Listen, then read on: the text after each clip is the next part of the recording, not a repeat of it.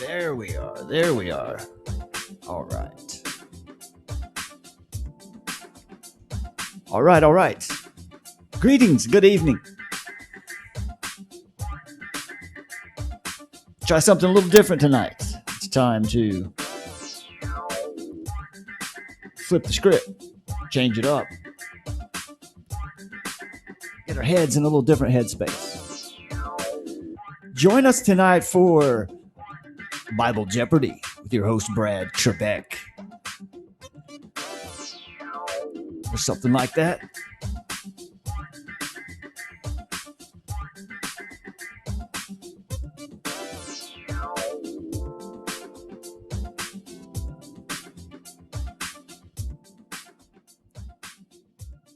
Okay, guys, let's see if everything's working.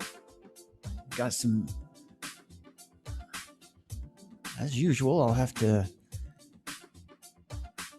get this chat box is working so that everyone can participate. We're going to run this as an experiment tonight and see how it goes.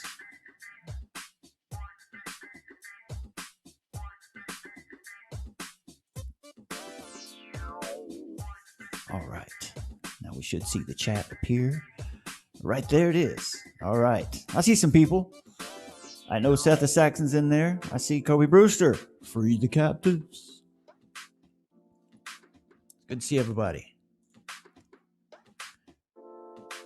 Stranger in a Strange Land wins the creative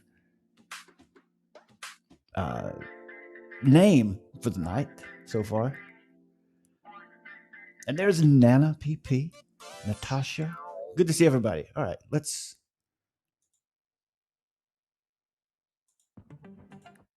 see what we can do with this. All right. Welcome. The music don't stop. The music don't stop tonight. It's a good tune. I can't figure out how to turn it off. Let's just listen to it.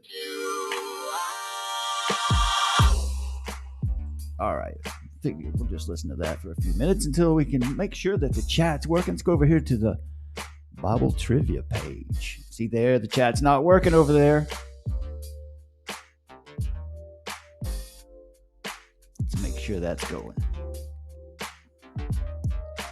Refresh.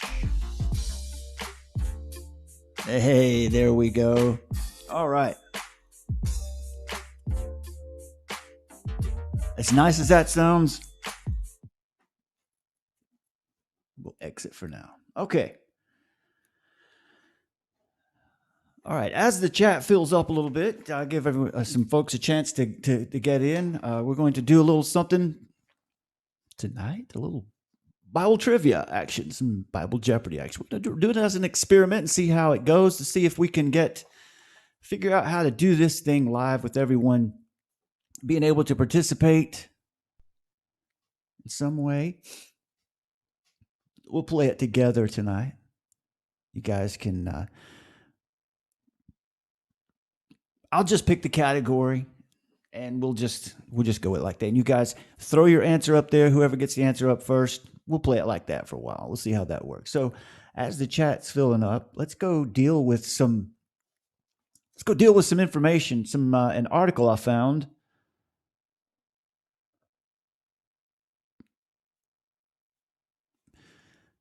At Physio, or what was it?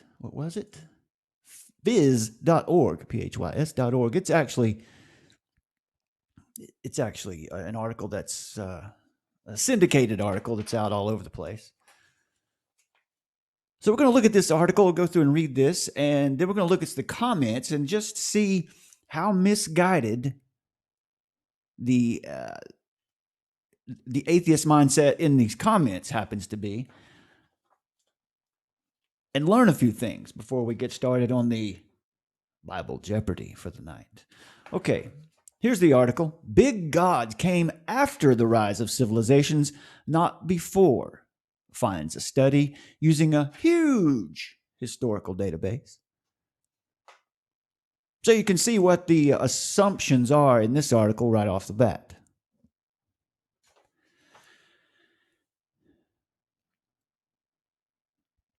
And the article reads like this. When you think of religion, you probably think of a God who rewards the good and punishes the wicked. I don't know. Now, is that what we think of when we think of pure Christianity? Do we think of a God who rewards the good? No, none are good. The young rich ruler came to Jesus and said, Good sir, good master. And Jesus says, why do you call me good? There's none good. None are good. Only God is good.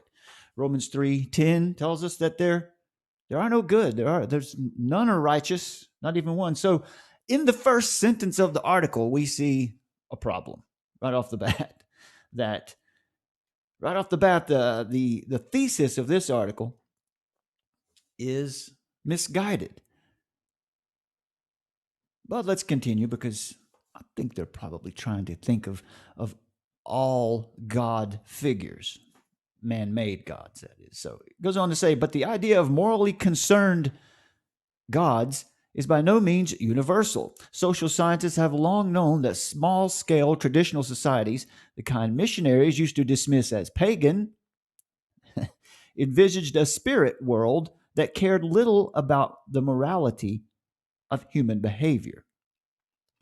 Their concern was less about whether humans behaved nicely towards one another and more about whether they carried out their obligations to the spirits and displayed suitable deference to them.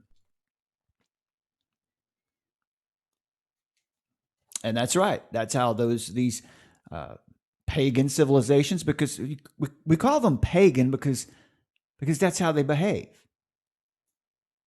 Pagan meaning, in some sense, that there's a worship of nature or man-made idols. Nevertheless, the world religions we know today and their myriad variants either demand belief in all-seeing punitive deities or at least postulate some kind of broader mechanism, such as karma, for rewarding the virtuous and punishing the wicked. You see, that's right off the bat. We can tell how Eastern religions are in error, because there are no virtuous. There are no virtuous human beings, no good human beings. That's what God's word tells us right from the start. This is essential. This is Christianity 101. This is Christian theology 101. In recent years, researchers have debated how and why these moralizing religions came into being. Now, thanks to our massive new database of world history, known as, check this out. Now, thanks to our massive new database of world history known as Seshat, named after the Egyptian goddess of record keeping, we're starting to get some answers. Well, thanks to the Egyptian goddess of record keeping, I guess we can tell the spirit of this article. One popular theory has argued that moralizing gods were necessary for the rise of large-scale societies. Small societies, so the argument goes, were like fish bowls. It was almost impossible to engage in antisocial behavior without being caught and punished, whether by acts of collective violence, retaliation, or long-term reputational damage and risk of ostracism. But as societies grew larger and interactions between relative strangers became more commonplace, would-be transgressors could hope to evade detection under the cloak of anonymity. For cooperation to be possible under such conditions, some system of surveillance was required. A system of surveillance. Here's that. Right there is that Egyptian goddess of record keeping. I guess if you have to have a goddess of record keeping, you're in a confused state of mind.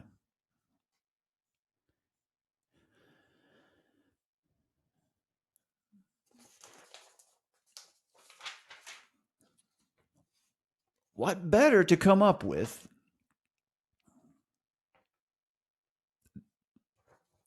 than a supernatural eye in the sky?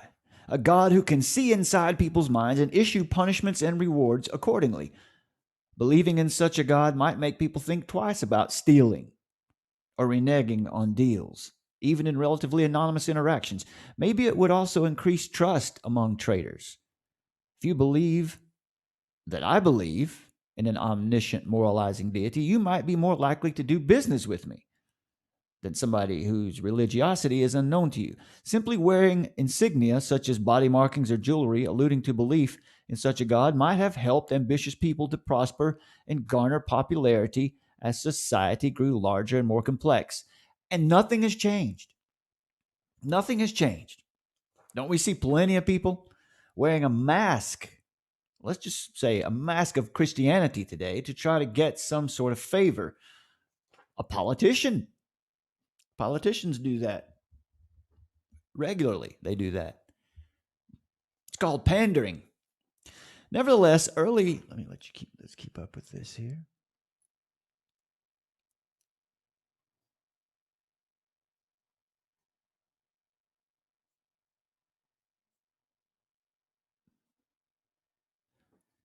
All right. Nevertheless, early efforts to investigate the link between religion and morality provided mixed results. And while supernatural punishment appears to have preceded the rise of chiefdoms among Pacific Island peoples, in Eurasia studies suggested that social complexity emerged first and moralizing gods followed. So the essential thesis, the point here of the article is that society established itself and then gods were created. And, we can agree with that to the extent that we're talking about man-made gods. For instance, like the Greek pantheon of gods. We can agree that, those are created gods. But you'll see as this article goes on, there's no reverence paid to a creator God. A creator God is completely overlooked here. And that's what we'll see when we get to the comments under this article. We'll see some interesting stuff. We'll learn some things. By the way, for those of you who are joining in, we're going to be doing some Bible trivia, Bible Jeopardy game. I'll give you a look at that right quick. And it looks a little something like this. We'll get to that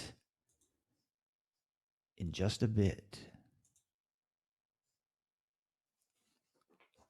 All right. Sifting through history. Seshat, that is Seshat, is changing all that. Once again, Seshat is the Greek god of record keeping, and that's what they named their historical database after. Efforts to build the database began nearly a decade ago, attracting contributions from more than 100 scholars at a cost of millions of pounds. It's a British article. The database uses a sample of the world's historical societies going back in a continuous time series up to 10,000 years before the present to analyze hundreds of variables relating to social complexity, religion, warfare, agriculture, and other features of human culture and society that vary over time and space. Now that the database is finally ready for analysis, we are poised to test a long list of theories about global history. Are we now? Is that how we do it? What have we learned? If we haven't learned anything else, what have we learned about the pandemic? What we have learned is, I'm glad you asked. What we've learned is models are not science, are they? Come on. Our models are not science. Models are math.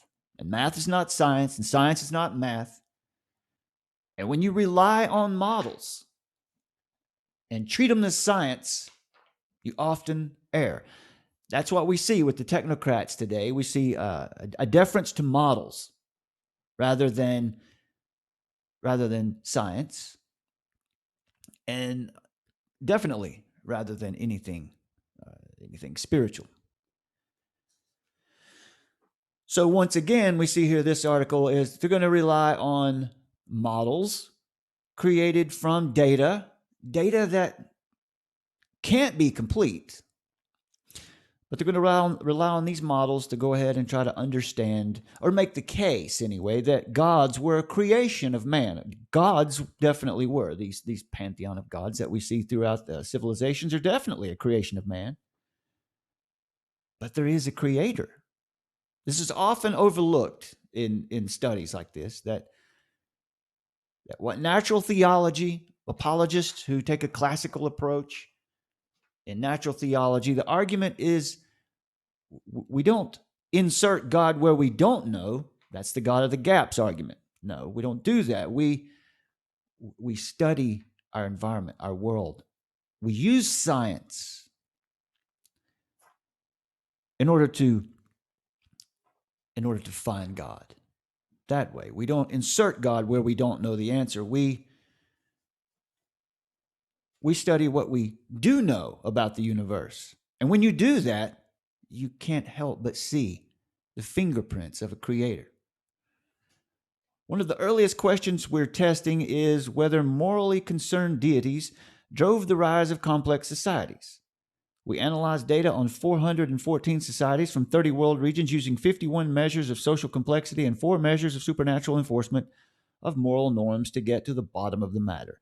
New research we've just published in the journal Nature reveals that moralizing gods come later than many people thought, well after the sharpest rises in social complexity in world history. In other words, gods who care about whether we are good or bad did not drive the initial rise of civilizations, but came later. Now, there you go. There's another point. Gods who care about whether we're good or bad. Does that describe the Creator, who's known in the Old Testament as Yahweh or Jehovah? Does that describe the Creator God that Christians worship? No, it doesn't, because He already knows that we're not good.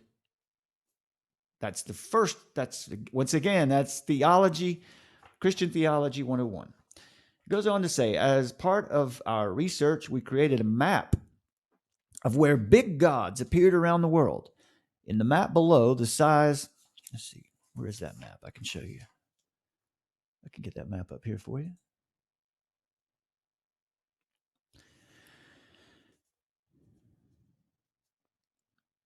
In the map below, the size of the circle represents the size of the society. Bigger circles represent larger and more complex societies. The numbers in the circle represent the number of thousands of years ago we find the first evidence of belief in moralizing gods. For example, Emperor Ashoka adopted Buddhism 2,300 years ago, after he had already established a large and complex South Asian empire known as the Mauryan Empire. Our statistical analysis showed that beliefs in supernatural punishment tend to appear only when societies make the transition from simple to complex, around the time when the overall population exceeded about 1 million individuals. Can you imagine being on the planet when there were only 1 million people worldwide? 7 billion, or however they count that, I don't know, but the estimate is over 7 billion now. We're now looking at other factors that may have driven the rise of the first large civilization. For example, Seshat data suggests the Egyptian goddess of record keeping data suggests that daily or weekly collective rituals, the equivalent of today's Sunday services or Friday prayers, appear early in the rise of social complexity, and we're looking further at their impact. If the original function of moralizing gods in world history was to hold together fragile, ethnically diverse coalitions, what might declining belief in such deities mean for the future of societies today? Could modern secularization, for example, contribute to the unraveling of efforts to cooperate regionally, such as the European Union?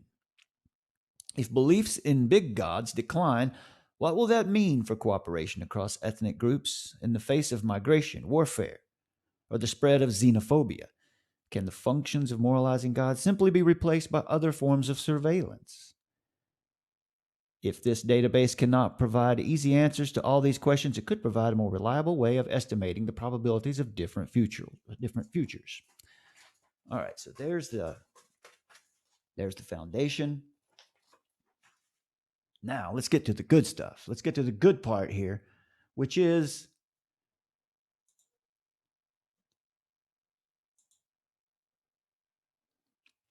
the questions, or the comments. the comments below the video. Okay, now let's start off here. MQR is this person says, sorry, but I trust Mircea Eliade, not the scientist. I'm not sure what that is, who that is, but not the scientist in post-true times that we are living in. The most lying, psychopathic, sick society in history is studying theology. It would be my fault if I believed them. Skipping down here, it says they better spend their time looking for a cure for venereal diseases. Whatever. She kind of goes on and gives them she's given a theistic point of view. I remember reading this one, a theistic point of view, but doesn't say very much. Let's get down here to something a little more our speed here.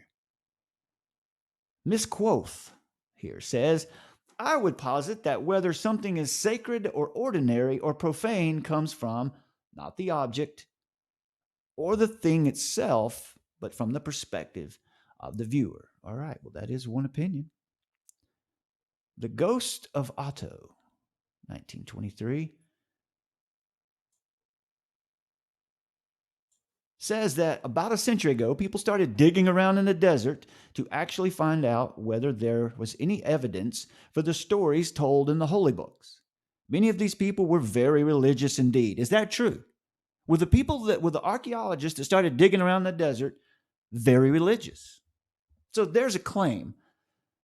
There's a claim that lacks substance. Were they necessarily religious? Well, we don't know for sure about that. And he goes on to say, and they searched with the assurance that they would find evidence that would confirm the foundations of their faith. All right, so the Ghost of Otto has started off here by saying that surely anyone who goes looking for artifacts that might help to validate biblical history suffers from confirmation bias. What would be the evidence for that? We've seen all kinds of people go into archaeology, specifically the type of Old Testament archaeology, type of archaeology that seeks to find Old Testament artifacts. Many of those people are not religious at all. They're scientists. We're going to say, indeed, they found a great deal of evidence, but it was all contrary. So all the evidence that's been found by archaeologists is contrary to what was put forth in, for instance, the Bible. Another claim. It told them that the book stories could not have happened because other things were going on back then that would have made them impossible. It says this, so religionists are faced with more questions. Did the God who wrote their books not know the past? Or did he choose to ignore it? Or worst of all, did he use his infinite power and wisdom to obliterate the past and replace it with evidence which told an entirely different story? Well, certainly a creator God could do that if he chose. We don't have any evidence that that's the case. In any case, they are faced with the disturbing conclusion that their God is either an incompetent or a liar. All right. Ghost of Otto has quite a few here. This is an interesting one here. He says, the God in the books he wrote claims to be perfect, infallible, omniscient, omnipotent, and morally impeccable. So why would this God lie to us in order to find out how much we trust him? Well, the Ghost of Otto is throwing the Bible in with this, obviously, because he hasn't really qualified. And you can I've been doing this long enough now. I can tell, I can get a sense at where the person has their cannons aimed. He's aimed at Christianity right here. Why would this God lie to us in order to find out how much we trust him? Is that what the God of the creator, the God of the Bible, is that what he's done? He's lied to us in order to find out how much we trust him? Once again, typically, I don't want to say all. There are some atheists out there who are capable of very good arguments. But most of the time, this is the kind of argumentation you find. Meaning that they don't understand the documents of their opponent, of their debate opponent, if you will. They don't bother. They don't bother. They just assume that it's all ridiculous. It goes on to say here, the book gods are all identical in what they promise and what they expect in return. Now, there you go, my friends. There is the first sign, or not the first, but there is the biggest, the best sign that this commenter has done no research to try to understand comparative religion. Because if he had, you will find out very quickly in comparative religion that Christianity is set apart from all other religions, mainly in the point we've already covered. Christianity, the creator of the religion that worships the creator of the universe, clearly, the Bible clearly tells us the book gods are all identical in what they promise and what they expect in return. They promise to give you anything they promise to give you anything and everything you could ever want. Okay. Is that what the Bible teaches? Does the Bible promise to give you anything and everything you could ever want? Now he doesn't believe in an afterlife, so he's talking about in this life. Is that what it's about? Is it all about what we get right here, right now? Is it about our rewards right here in this life? The book gods are all identical in what they promise and what they expect in return. Once again, that is any study, any cursory, rudimentary study in comparative religion will tell you, you will learn very quickly that's not the case. Most of the other, especially Eastern religions, are very similar. But Christianity is the only one that right from the start tells you man is fallen, man is rotten, man is no good. That's our state. We can't get around that. And when you know your condition, it makes things a lot easier.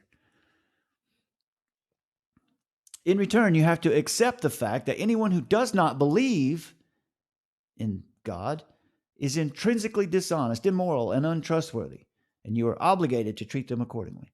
He says this: if Satan is real, he would be the second cleverest being who ever existed.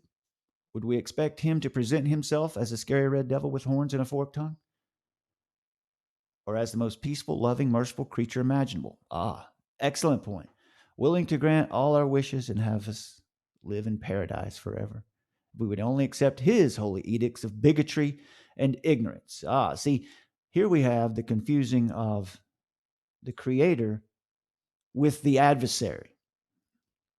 A common atheist perspective is to call God a moral monster and equate God with the adversary rather than the Savior. But clearly, again, what we see here, let's read this last sentence. Sacred means unquestionable. The truth of religion is not what it says, but what it does. So we don't have any understanding of comparative religion here in this person. And this last comment says, interesting research work looking at the curves. My takeaway is that societal complexity and progress began to stagnate once big, arrogant, dictatorial, and revengeful gods entered the scene and demanded blind obedience. Is that Christianity? Does the Creator, does Jesus Christ demand blind obedience? Once again, no concept of Christian theology. If this person had an understanding of Christian theology, would realize that Jesus Christ did not teach blind obedience. Come and let us reason together is, I believe, the Apostle Paul, one of the Apostle Paul's suggestions, exhortations. This person says, my assumption and claim, which I cannot prove, is that the era of adoration of physically quite man-like God figures started a few thousand years ago, when a wave of then already high-tech, but still ethically lacking spacefaring explorers from the depth of the universe came along during a check of our solar system and got abusive with some of the early societies. The Middle East was, for example, blessed with the power-hungry and bloodthirsty God, as in traces documented in the Old Testament. Now, that might sound weird and out there to you, but this is a very common perspective today in let's say, folks who are familiar with the New Age. I would say this person is probably not an atheist, but more like a New Age, probably a pantheist, someone who worships nature as God. But this is interesting because years ago, I was in that world, the New Agey and occult world. And this was very common. The idea that, the ancient alien hypothesis, the ancient alien question, the idea or the thesis is that aliens came and genetically modified the primates. Either that or just brought new creatures here to start with. It's one of the other. Typically, it's the idea that the ancient alien hypothesis is that aliens came here and genetically modified the primates, and then that's what we are today.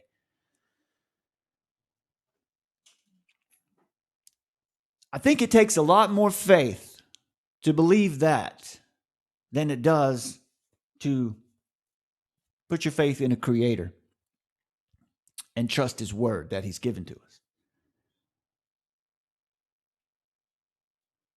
And at the parting shot here is the Middle East. We're talking about, this is specifically talking about Yahweh, the God of the Bible. The Middle East was, for example, blessed with the power-hungry and bloodthirsty God, as in traces documented in the Old Testament. Once again, no understanding of theology, just this idea that God is a moral monster. We hear this all the time. I don't think this person is necessarily an atheist, but is no fan of Christianity for sure. And sadly, that's what we see a lot, is that folks who reject Christianity don't bother to investigate Christianity to find the truth. It's an emotional approach rather than a scholarly one or a sincere one. Okay.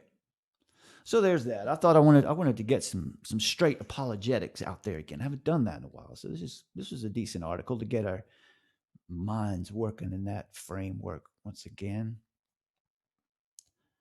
Okay, my friends, how's everything going out there in the chat? Let's see. Before we get going on Bible Jeopardy, Bible trivia for tonight. Let's see what we've got going on over here in this chat room. Curtis Lee, back in the house tonight. Good to see you again.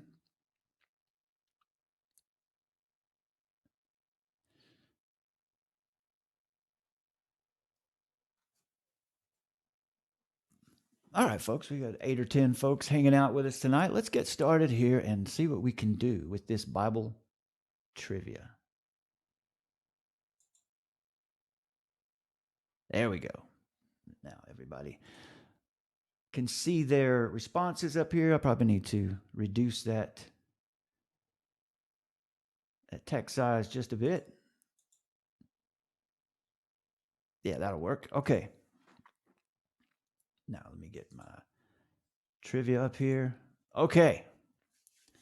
All right, let's see. I'm going to give you the topics, and then whoever can give me the topic and the amount. Obviously, we have topics. We have 1, 2, 3, 4, 5, 6 topics and 5 amounts from 200 to 1,000. If you'll call out your, don't do it yet. Don't do it yet. I'm gonna list them first. When I get finished listing them, if you want to call out your category, the first one that calls out a category, I will use that category. Call out the category and the amount. Okay. Don't worry about the amount. We'll just go from the bottom up. Just the category. Old Testament 2, which is 1 Samuel through Malachi. Second category is geography and general. Exodus and wilderness wandering. Geography of the Old Testament, poetry, psalms, and wisdom, and fill in the blanks. All right, so go ahead. Someone pop up a topic up there, or one of those topics. We'll take the first one: Old Testament, geography, the Exodus, geography of the Old Testament, poetry and psalms, or fill in the blanks.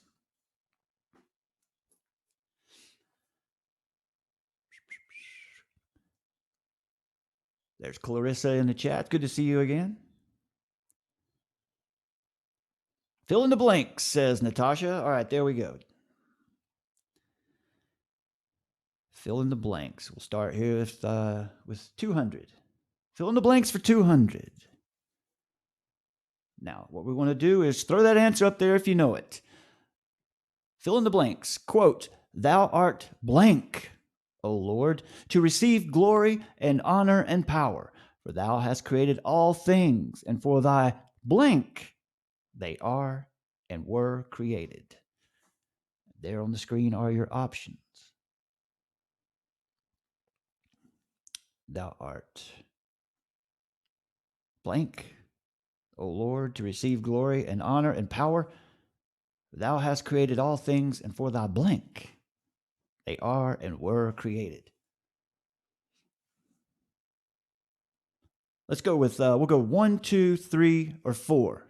Top down, 1, 2, 3, or 4. If you want to pick an answer, instead of writing out the words, the top one is number 1, the bottom one is number 4. This one might be easy, folks. All right, so worthy and pleasure. I have worthy and pleasure from Natasha and Clarissa. Let's see if that's right. It is correct. 200 points. All right. Excellent. Looks like everyone. Who's using your Bible app out there? Who's Googling it? Anybody Googling it out there? All right, let's go to the next one here. All right. All right, somebody throw me a topic. Old Testament, Samuel through Malachi, geography in general, the Exodus, geography of the Old Testament, poetry and psalms, or fill in the blanks.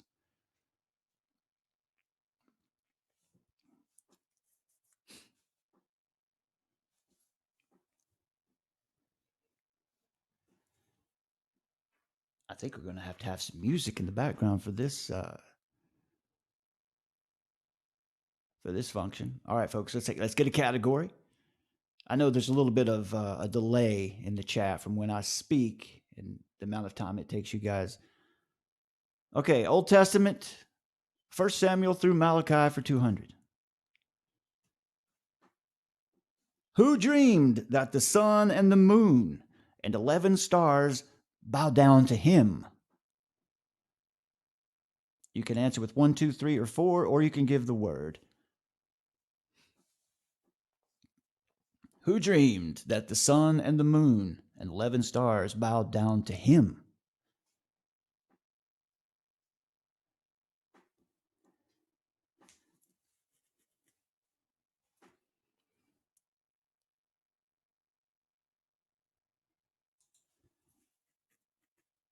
I get Joseph.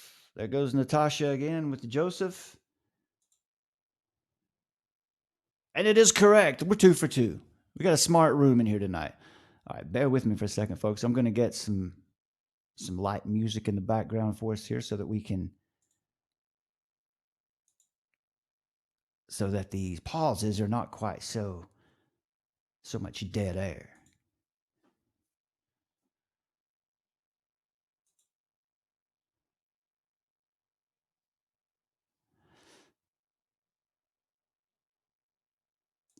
Okay, this might be loud for a second, so bear with me.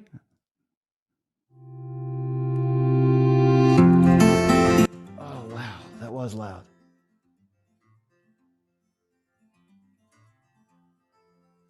Okay.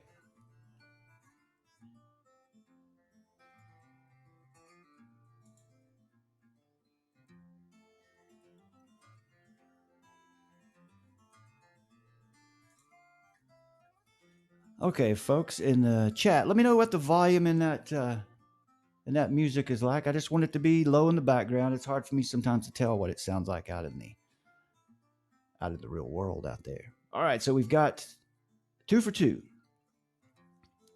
Natasha's on fire. The ladies, fellas, the ladies are ruling the trivia tonight.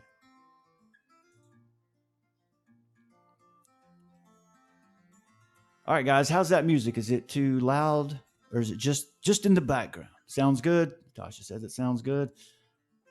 She's getting all the questions right, so we'll just go with her opinion. All right.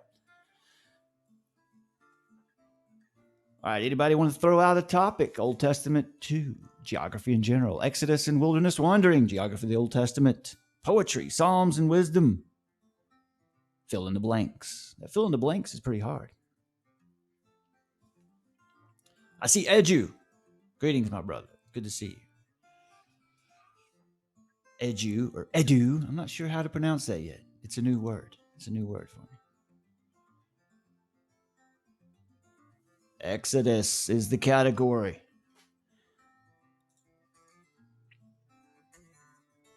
And the question is, who said that he had received gold from the people and then, quote, cast it into the fire, and there came out this calf?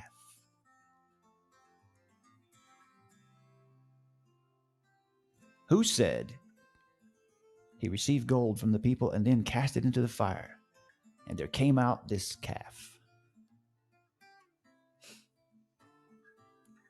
Come on, guys. Come on, guys. Come on, guys. You can't let the ladies take every answer. Natasha with Aaron, and I think she's probably right. And she's right. Yeah. All right. Okay. Kobe Brewster got in there at least that time. Free the captives. John McCrae. But Natasha and Carissa right at the top once again. Ladies are ruling tonight. All right. All right. Somebody throw a topic up there. I guess we'll the first respondent, Natasha, you pick the category.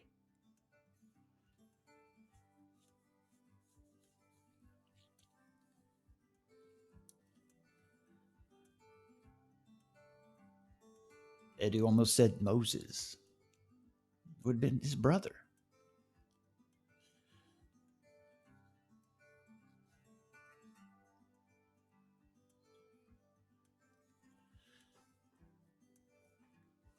All right, Natasha, give us that category. Poetry for 200. Pride goes before what? Pride goes before what?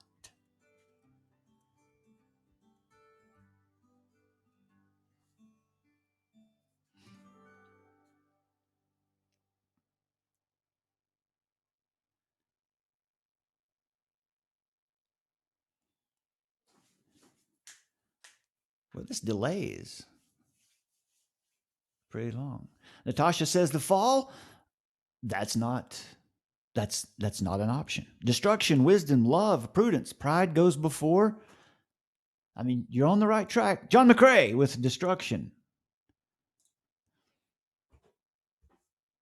And it's correct for 800. John McCrae is on the board.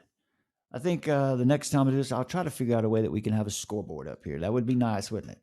For now, we'll just enjoy the question. So John McCrae is rescuing the guys. All right, guys, take a short break while I figure out how to keep the music playing for more than 2 seconds.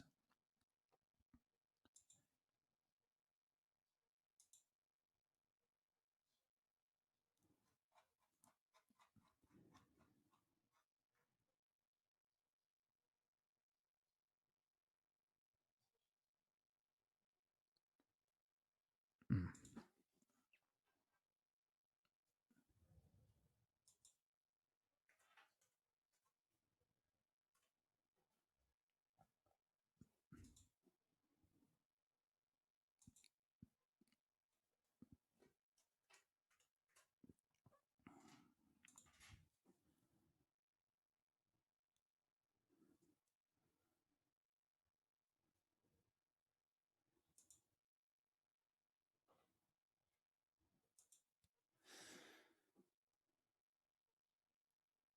All right, 1 second. We're almost there.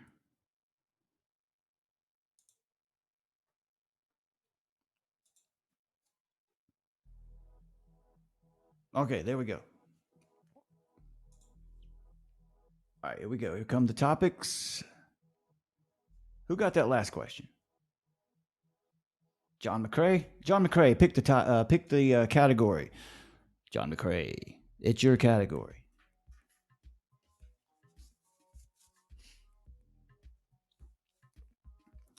Old Testament 2, 1 Samuel through Malachi, geography in general, Exodus, geography of the Old Testament, poetry, Psalms, and wisdom, or fill in the blanks. John McCrae, it is your topic.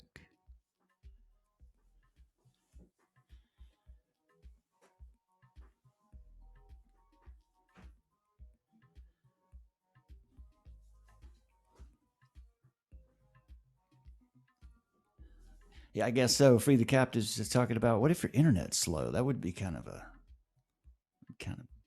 be rough, wouldn't it? Well, the delay is pretty significant here. It's as much as 10 or 15 seconds, I guess, maybe 20. But we'll get through it. It'll be all right.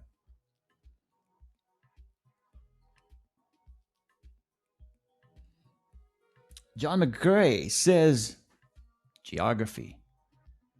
I'm going to assume geography. Yeah, geography in general for 200. Here's the question. Which book has the sermon Peter preached on Pentecost? Come on, guys. This one's. See if one of the guys can get this one up there quick. Which book has the sermon Peter preached on Pentecost?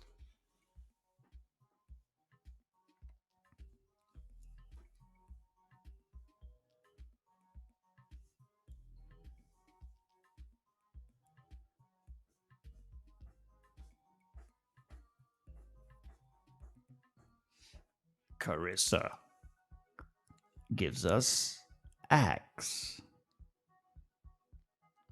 Seth comes in right after her with 1 Peter. Let's see. Acts is correct. Which book has the sermon Peter preached on Pentecost? It is Acts 2, chapter 14. By the way, folks, we're a pretty smart group. We haven't missed anything yet.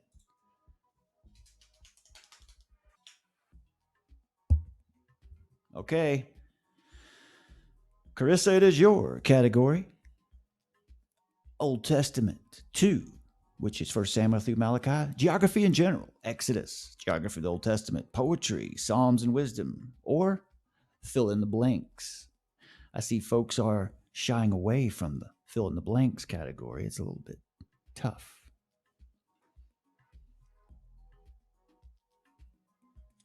I missed Kobe. Yeah, I saw that. All right, Kobe, you'll get to, if you want to throw this category up there, Kobe Brewster. Sorry about that. Pick that category, Kobe. It's your turn.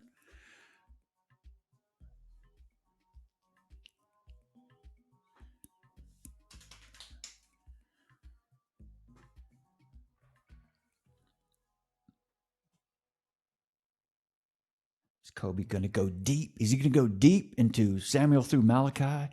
Is he going to go for just some standard geography? Will Kobe Brewster pick Exodus? Who knows?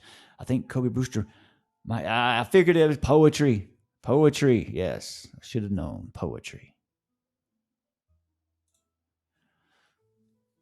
Okay, here we go. In Proverbs, the mouth of a righteous man is compared to what?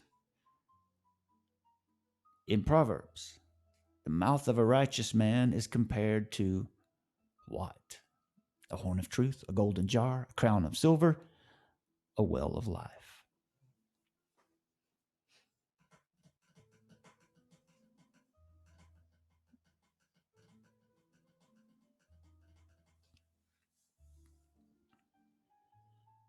And here comes Carissa right up top once again with a well of life. I don't think anybody beat her that time. There's, there's Brother Brewster right on the heels. All right, so let's see. Is it a well of life? and it is a well of life. You can find that in Proverbs 10, verse 11. All right. I'm getting the report that Edu needs to pick because he's got slow internet. All right, so Ed, pick a category.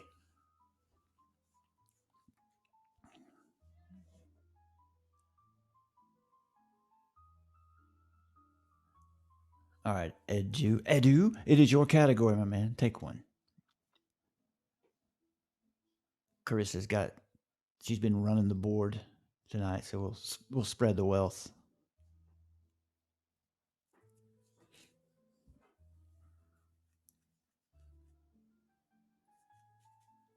Edu, your categories are okay. Edu goes with poetry for 600.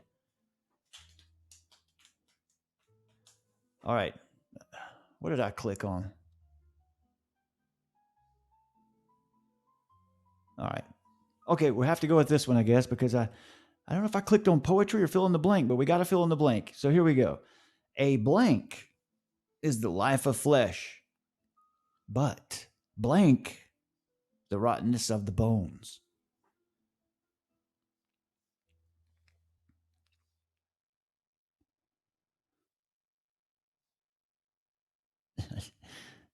It's got the verse right up there. And I guess it's, if you can get there fast enough, I don't know.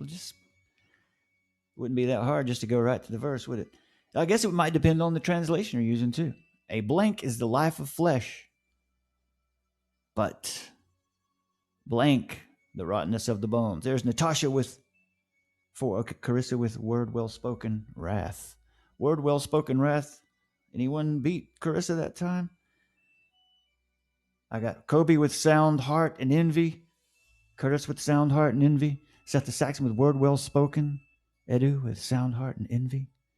All right, the first answer was Carissa with word well spoken and wrath. Incorrect. The answer was sound heart and envy. So Carissa, she is human after all.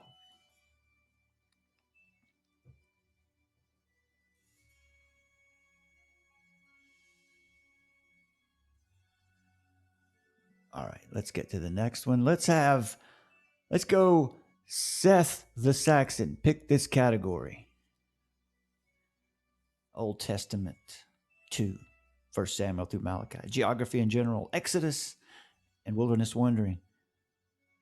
Geography of the Old Testament, poetry, Psalms and wisdom, or fill in the blank. Seth the Saxon, it is your category.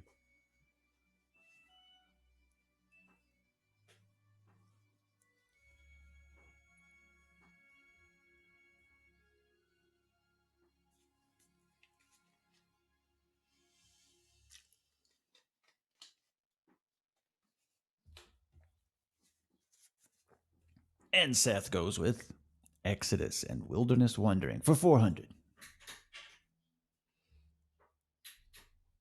Of the 12 spies sent forth to spy out the land of Canaan, how many came back with the expectation that the Lord would deliver the land unto them? How many spies were sent out? Of the 12, no, I'm sorry, of the 12 spies sent forth to spy out the land of Canaan, how many came back with the expectation that the Lord would deliver the land unto them?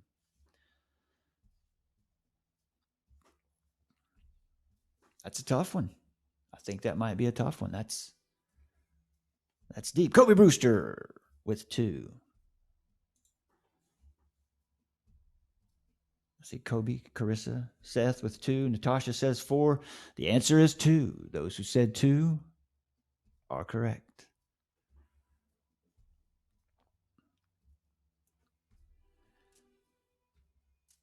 All right, I'm going to say Curtis Lee, your category. Curtis Lee, would you like to have Old Testament 2, 1 Samuel through Malachi? Geography in general, or general geography. Exodus, wilderness wandering, geography of the Old Testament, poetry, Psalms and wisdom, or fill in the blank. Fill in the blanks. fill in the blanks, plural.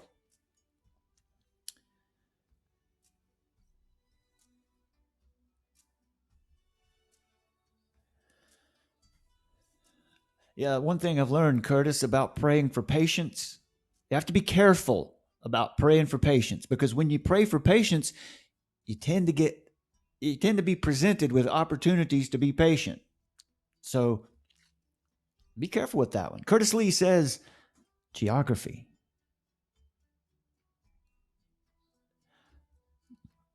All right, we've got geography and geography of the Old Testament. So if you don't specify, I'll just assume you're talking about general geography. So we've got two geography categories. So if you happen to want geography of the Old Testament, just say geography OT. So I'm going to assume that Curtis is going for general geography, and it's for 400.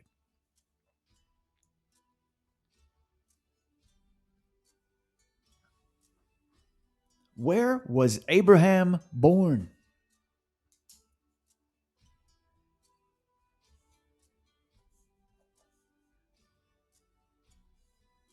Where was Abraham born?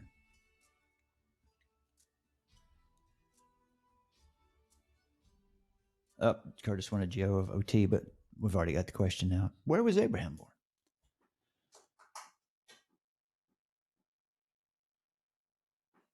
There's Carissa. Carissa and Natasha, always quick on the draw. There's Kobe, John McCrae. Everyone seems to think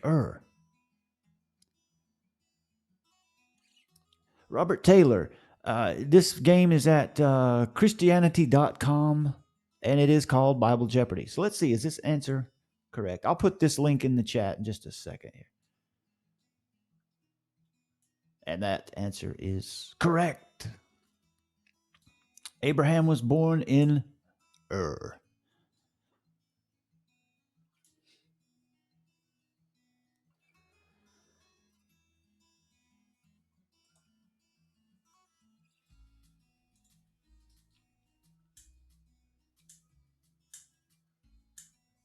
You can find this Robert Taylor. If you'll instead of dropping it into the chat, I have to go through gyrations to do that. It's at www.christianity.com. That's where this version of Bible Jeopardy lives. Okay. Let's see. All right, Robert Taylor, since we're talking to you right now, give us a category. Any of those 6 categories. Fill in the blank. Poetry, geography, Exodus, geography, Old Testament, Exodus, general geography, and Old Testament, Samuel through Malachi. It is Robert Taylor's category.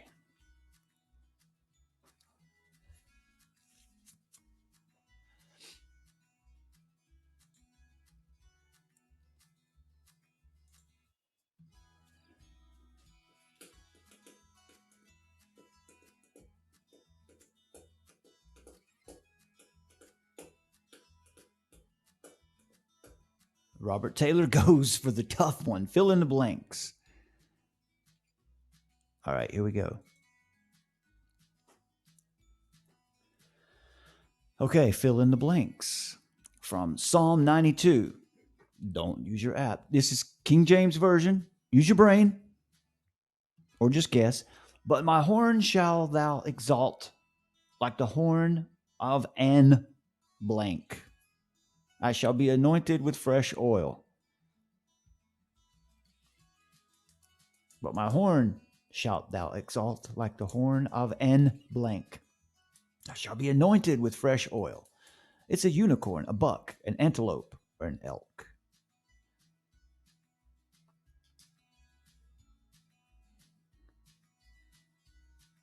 Free the captives got in there with first with number 1 or unicorn.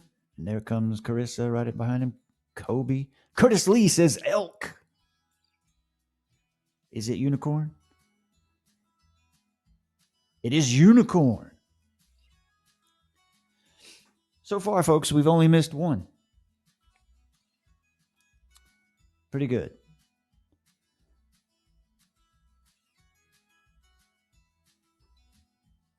Okay, Samuel. Samuel in the chat, not Samuel in the Old Testament. Samuel, pick this category. Old Testament, Samuel through Malachi. General geography, Exodus. Old Testament geography, poetry, or fill in the blanks.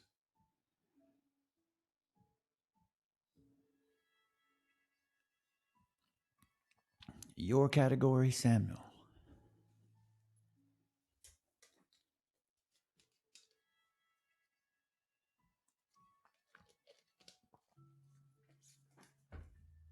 By the way, while we're waiting, I want to thank those of you who have been donating to this ministry, and you know who you are.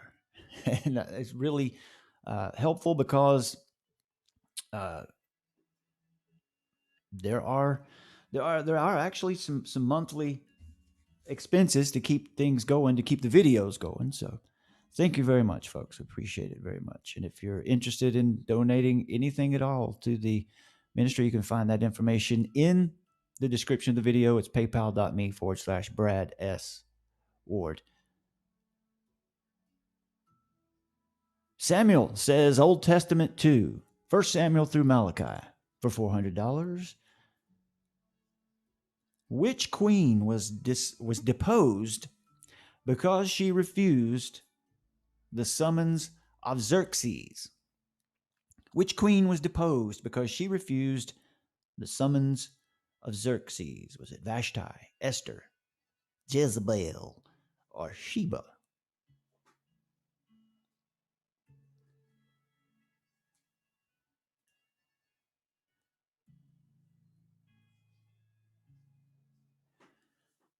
Kobe Brewster or Carissa.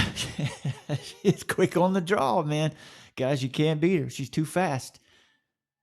So Carissa has Vashti, Kobe Vashti, Natasha with Vashti. Free the Captives goes with Sheba. All right, so is it Vashti? John McGray says Dad Gum. That wasn't one of the answers. And it is Vashti. I'm not sure, John McCray. I don't know where the Queen Dadgum. I'm not. Is that from? That's from the 17th chapter of Malachi.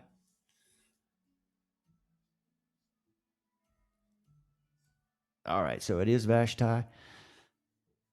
Carissa, quick on the draw once again. Let's see. All right, has Free the Captives picked the category recently? I don't remember, but I'm picking you now. Free the Captives, it is your category. Okay, Edu, I will say Jezebel once more, just for you. Jezebel. That's a good word. I like that word.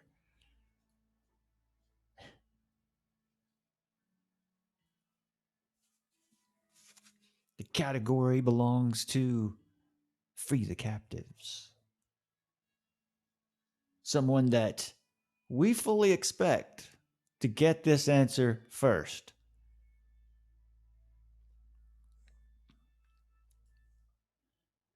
Free the Captives goes with Old Testament geography. The first one to venture into that category tonight. All right, here we go. The Ark of Noah came to rest where? All right, quick on the draw. You're going to have to beat Carissa somehow, guys. I don't know. The Ark of Noah came to rest where? Nebo, Ararat, Pisgah, or Carchemish?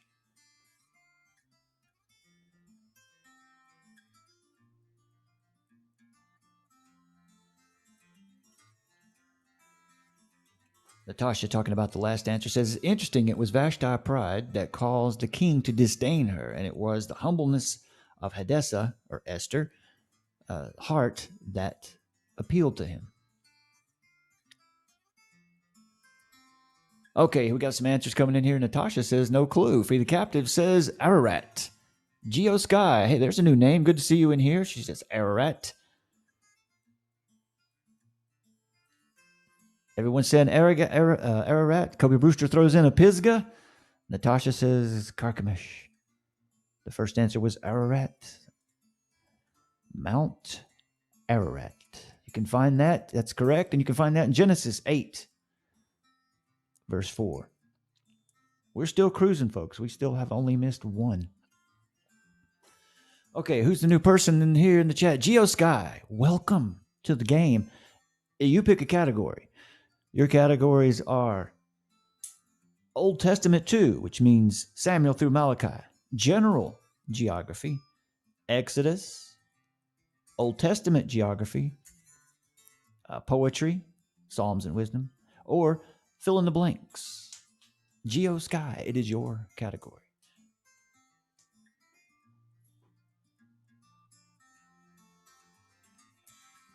So from now on, everyone should know that Mount Ararat is where, if you remember, in recent years, there have been expeditions. Archaeologists have gone to Mount Ararat, which is in the what used to be known as Asia Minor, the Turkey area. And there are pictures of something that looks like a huge ship that they found on the mountain. Who knows what that is? I happen to think that it's my belief anyway that things like the Noah's Ark, Ark of the Covenant, they're not meant to be found, because surely if we found those things, we would all start worshiping them. You know, like the Israelites had to make a golden calf to wear. This is how it's out of nature. Certain things we shouldn't find, probably. Okay, Geo Sky says fill in the blanks. Geo Sky picks the category fill in the blanks, and this is for 600.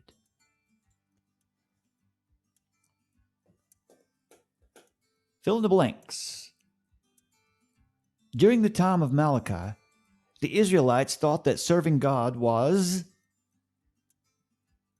difficult, in vain, important, or foolhardy. During the time of Malachi, the Israelites thought that serving God was what?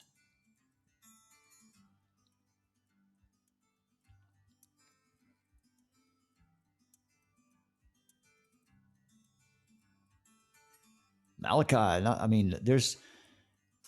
Okay, there's Carissa, our resident theologian. Carissa jumps in with in vain. Kobe right on her heels with in vain. Is in vain correct? It is correct. You can find that in Malachi chapter 3, verse 14. Okay, Carissa, back around to you. Pick a category. John McCrae comes in with in vain. Curtis Lee with in vain. A lot of folks got that one right, which is interesting because Malachi is generally an understudied Old Testament book.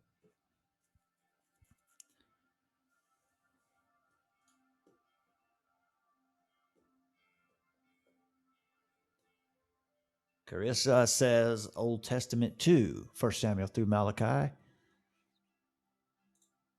for 600. Which prophet predicted the events of Palm Sunday? Which prophet predicted the events of Palm Sunday? Jesus rides in on the donkey like a king. Is it Jonah, Obadiah, Zechariah, or Nahum?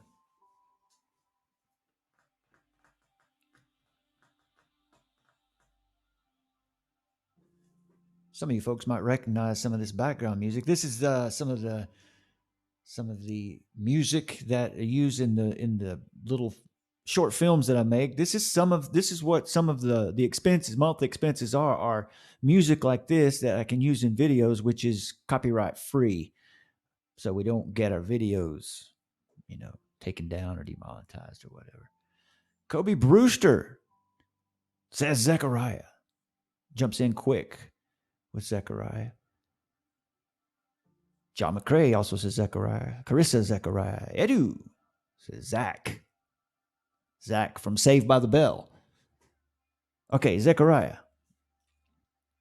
Is it right? Correct for 600. You can find that in Zechariah 9:9.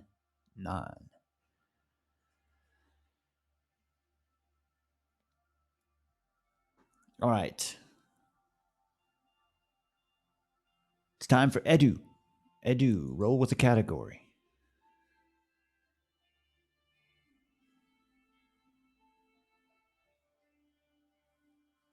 Edu says you can't hear any music. Can anybody hear music out there? Maybe I need to turn it up some. Your category, Edu.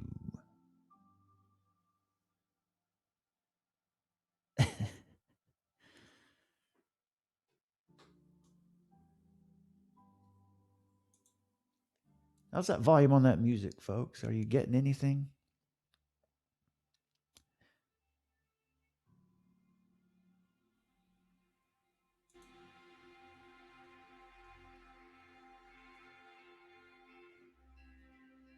Turned it up just a little.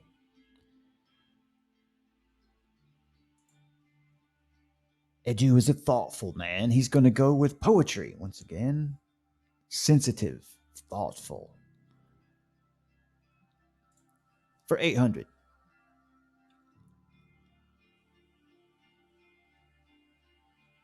According to Proverbs 27:3, what is heavier than the sand or a stone? According to Proverbs 27:3, what is heavier than the sand or a stone? Is it a contentious wife, a husband's jealousy, a fool's wrath, a slothful son?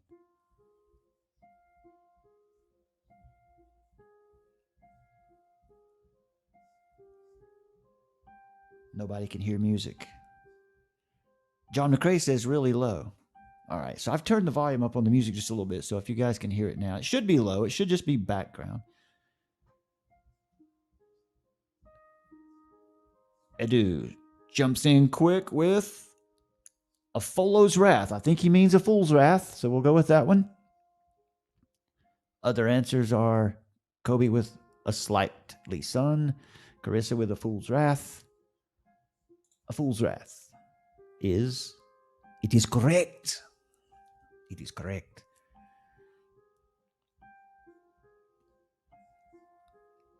You can find that in Proverbs 27:3. 27:3 rhymes with Curtis Lee. So, Curtis Lee, you pick the category. I think you know what they are by now. So let me know if you guys can hear that music now. It's you should hear low tinkling on the piano. Nobody, no tinkling on the piano, please.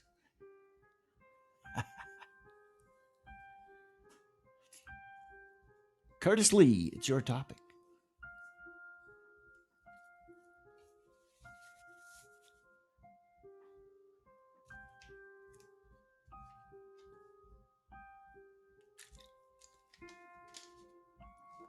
Thank goodness for Free the Captives out there keeping score. That's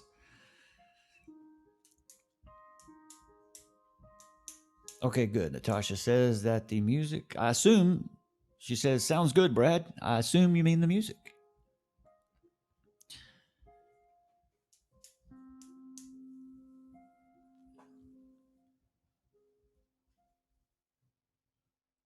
Curtis Lee, it is your topic.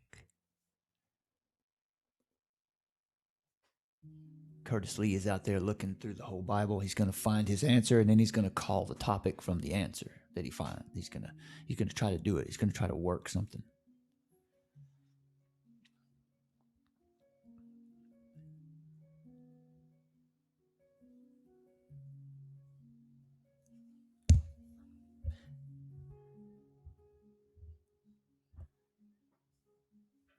Curtis Lee, are you out there, man? Can you hear us?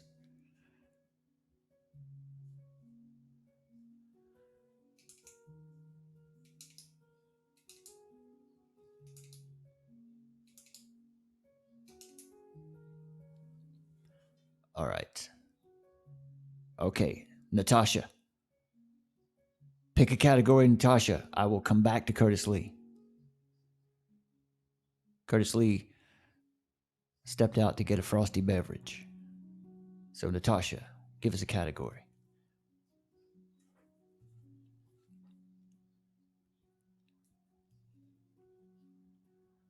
Yeah, John McCrae. I think Curtis might have ducked out. He's gone to get a cold chocolate milk from the fridge.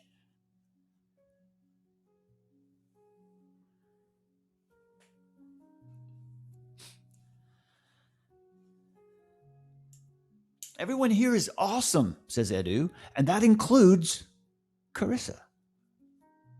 Because we have to qualify that, because how would we know otherwise?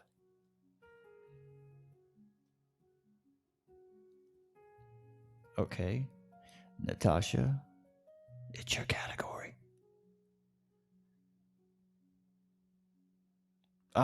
Sorry. Natasha says, let's just finish out poetry. All right. Poetry for 1,000. I would assume it would mean the question's harder. I don't know. Maybe not. All right.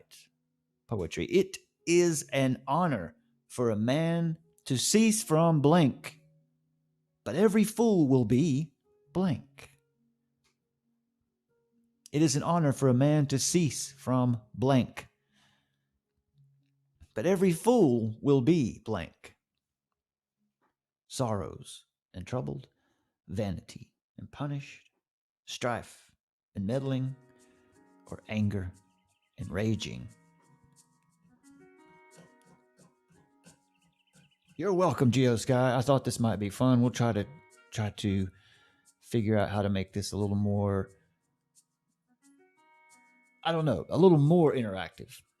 That's possible. And the answer we get from Natasha.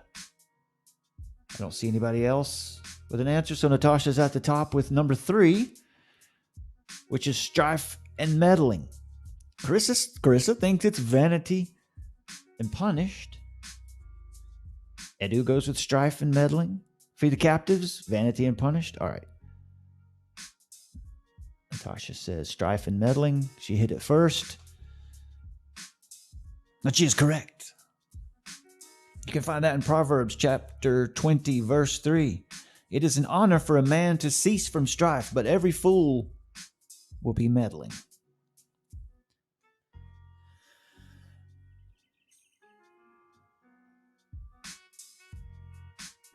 Okay, GeoSky, since you were very sweet just now, go ahead and pick a category. The host can be swayed.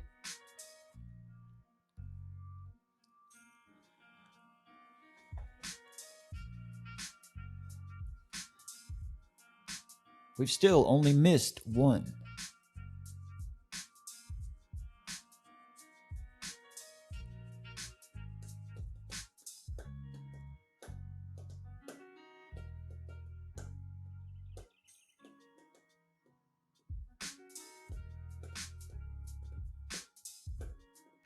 Natasha says that ceasing from strife that's the thought. I guess that's what you mean. That's the thought that helped you get that last one correct. Yeah. GeoSky picks Old Testament geography. We haven't been here in a while. Old Testament geography for 400. The contest between Elijah and the prophets of Baal was conducted where? The contest between Elijah and the prophets of Baal were conducted where? This is from Kings, where Elijah challenges the prophets of Baal. Tell your God to call down fire. And they tried, but they couldn't do it. Carissa, in there first with Carmel.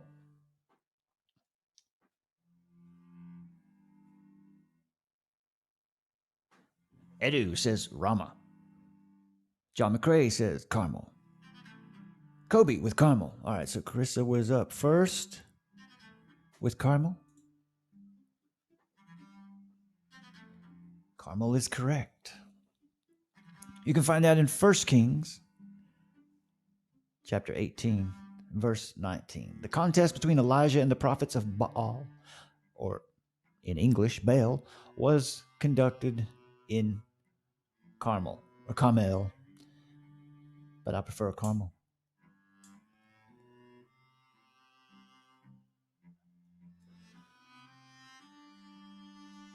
Kobe Brewster. Pick a category, Kobe Brewster. Will Kobe Brewster go back to poetry again? Is he going to get adventurous and go to fill in the blanks? We have just finished out the category of poetry, so he can't go back to poetry. What will Kobe Brewster pick? We all wait on the edge of our seats. I think he's going to pick Exodus. He's that kind of guy.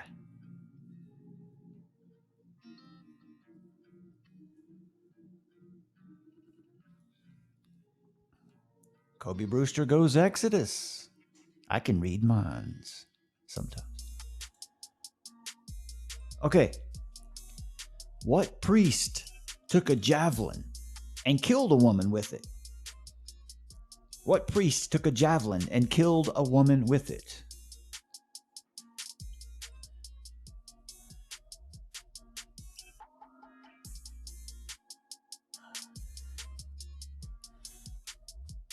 Hananiah, Samuel, Eli. Oh, goodness. Phinehas.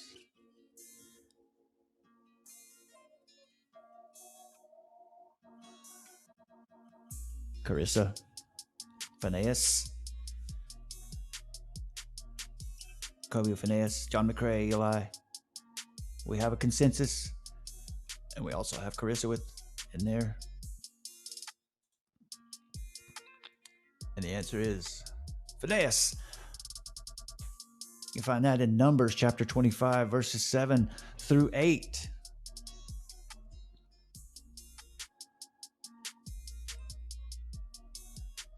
It's pretty good. We're not going to sweep the board because we do have that one question that we missed, but that's pretty good so far.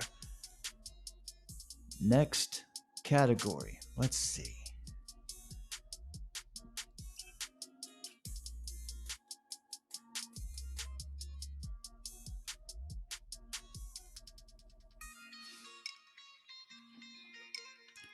The first person to give me a category.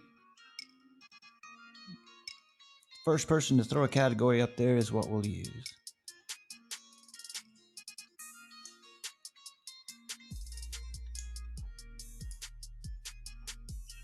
Carissa, you can't handicap yourself like that. You can't sandbag. You have to know the answer. You got to throw it up there. We'll all just have to get smarter.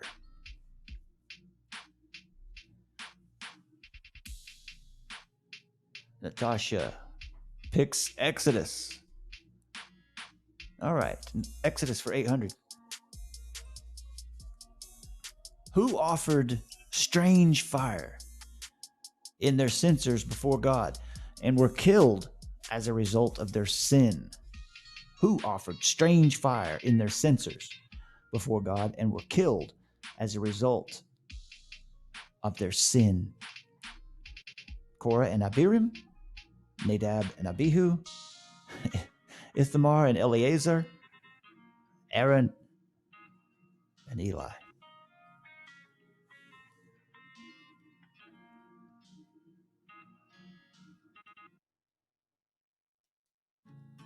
We got Nadab and Abihu. Abihu.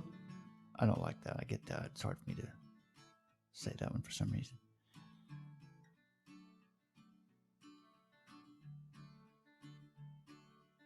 Yeah, we have a consensus on this one. Nadab and Abihu. That one was easy for you guys. Yeah, I got you, Kobe. I saw I was able to make out what you meant on that one. All right. You can find that one in Leviticus chapter 10. First 3 verses. Who offered strange fire in their censers before God and were killed as a result of their sin? Nadab and Abihu.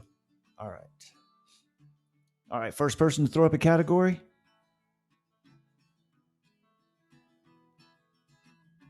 Edu says props to me for pronunciation tonight. I don't know. I'm guessing at it.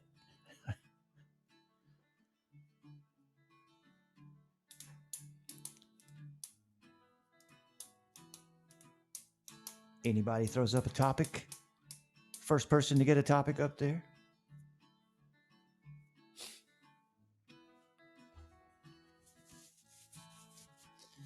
General geography. I think that's what Geo Sky was saying too. GG. All right. So general geography for 600. Camel Masso is in the house. Okay. Where did Moses flee after he killed an Egyptian?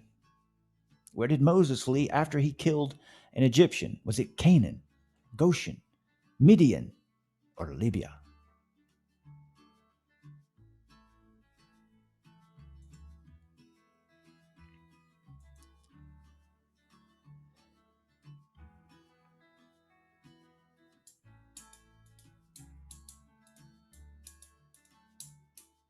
Natasha and Carissa think it's Midian.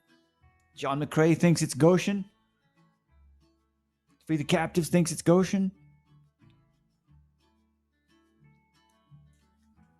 Geo's got me a good game. Okay, so the first answer was Midian.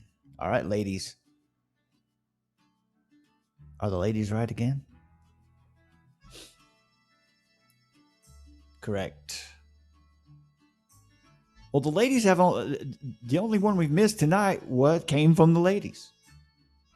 But they're also the ones who answer first.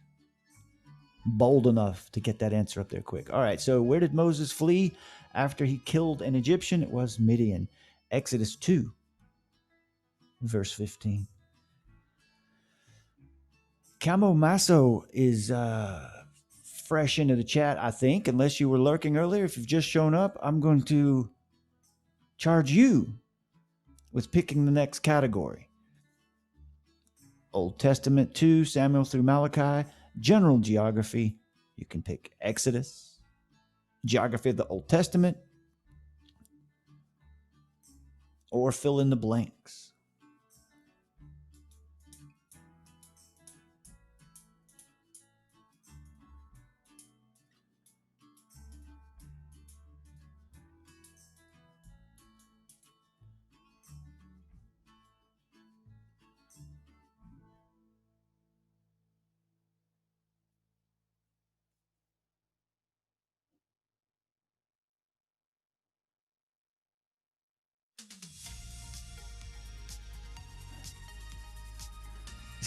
Is Camo out there? Is Camo Masso out there? Are you out there, man? Poetry, please. Can't do poetry, sorry.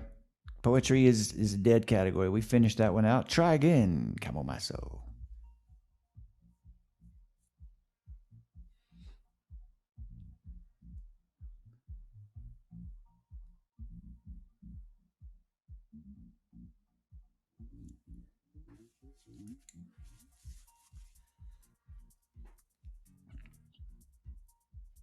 Camo, you can pick from Old Testament 2, 1 Samuel through Malachi, geography in general, Exodus, Old Testament geography, or fill in the blanks. But no poetry, because we have ended that category. All right, so Camo says Exodus. We're going to finish out the Exodus category for 1,000. When Aaron died, all the house of Israel mourned over him for how many days?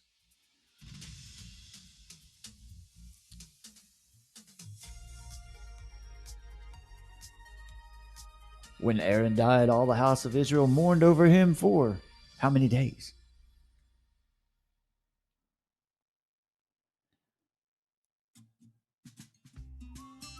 Kobe jumps in with 30. Edu says it's time to go red alert. So there we go. Kobe with 30. Carissa disagrees with 20. Natasha says 40. Edu says 40. We're all over the map. So we're going with Kobe's answer here, 30. And it is correct. Kobe knows his Exodus. Okay, that was Numbers, chapter 20, verses 27 through 29. John McCrae, it's your category, my man. John, am I saying that right? McCrae? You haven't complained yet, so I must be getting it pretty close. It's your category there, John.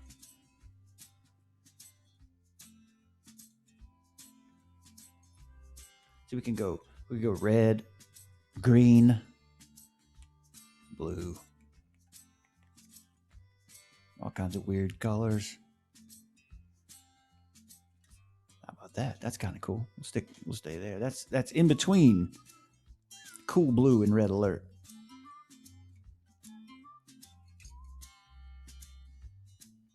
All right, John picks Old Testament 2 for 800. Which king burned the scroll that Jeremiah had dictated to Baruch? Which king burned the scroll that Jeremiah had dictated to Baruch? Was it Jehoiakim, Zedekiah, Uzziah, or Amnon?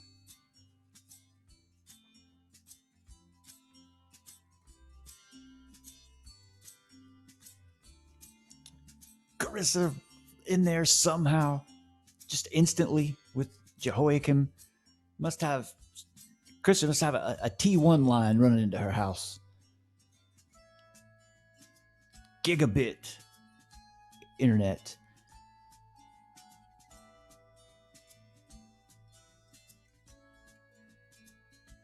So we got Jehoiakim, Uzziah, Jehoiakim. All right, so it was Carissa with Jehoiakim is the one we go with. And it is correct. Gentlemen, if you only knew your Bible as well as Carissa, you would be cooler. Which king burned the scroll that Jeremiah had dictated to Baruch? That was Jehoiakim, who just happened to be king of Jerusalem when Nebuchadnezzar and his boys came and took over the joint. And the 70 years of enslavement began. All right. Free the captives out there keeping score like a boss. It's time for you to pick a category. But you cannot pick Exodus and you cannot pick poetry. That's right, Natasha. He was not a good king.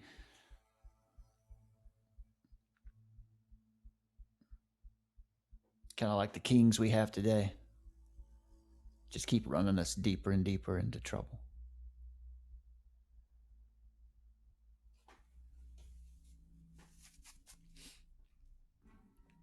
Free the captives, your category, my man. Is Curtis Lee out there anymore? Did Curtis Lee take off? Go to bed? It's true, Kobe. Most of those kings were bad because the Israelites, they decided that decided that they knew better than God what they needed. So that's what God does sometimes. He says, okay, you know better than me. I'll let you have what you want. And then you get things like 70 years of enslavement. That's how we are today, mostly. Free the Captive says, fill in those blanks. All right, fill in the blanks for 800.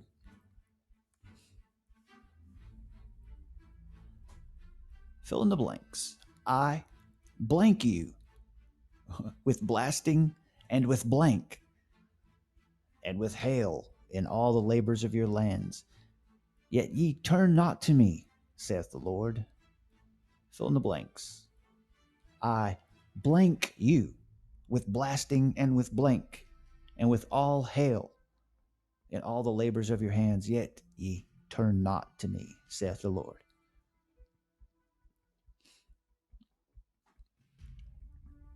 I judged you with blasting, or I hurt you with blasting, or I smote you with blasting, or I flogged you with blasting.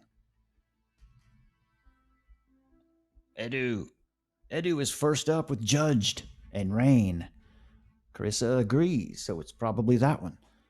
Natasha, feed the cats. Everybody thinks it's judged and rain.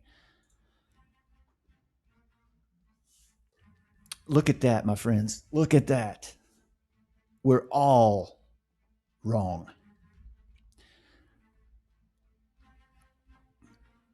According to this, it is I smote you with blasting and with mildew and with hail in all the labors of your hands. Yet you all turn not to me, saith the Lord.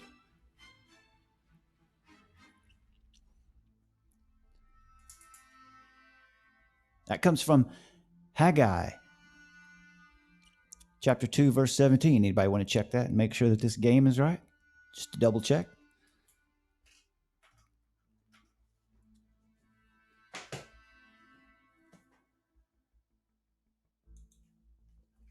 Got one right here.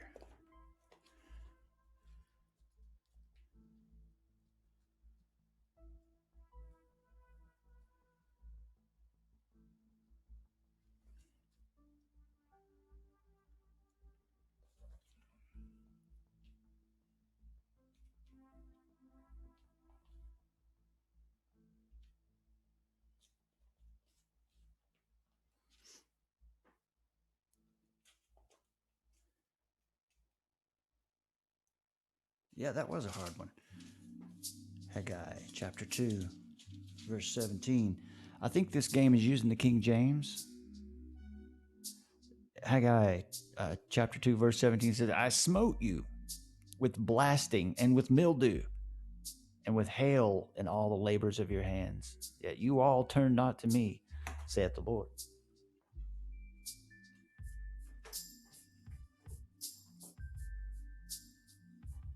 So there you go. Sometimes we miss, and that's two.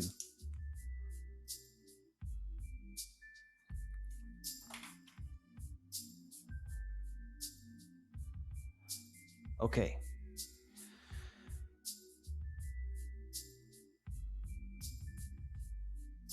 All right, Edu. Let's get a category out of you, Edu. Yeah, Carissa, that was heavy, man. That was heavy stuff.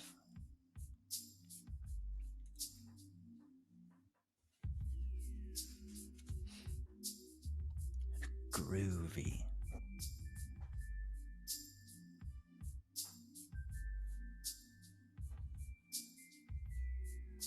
Free the Captives keeping score has Carissa at 10, Natasha at 5, Kobe at 4. Free the Captives with 2, Edu with 2.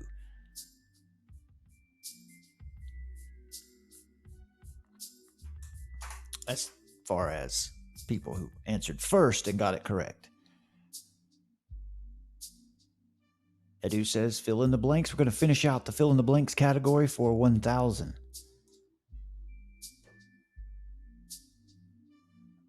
Fill in the blank. Destroy not him with the blank for whom Christ died. Destroy not him with thy blank for whom Christ died.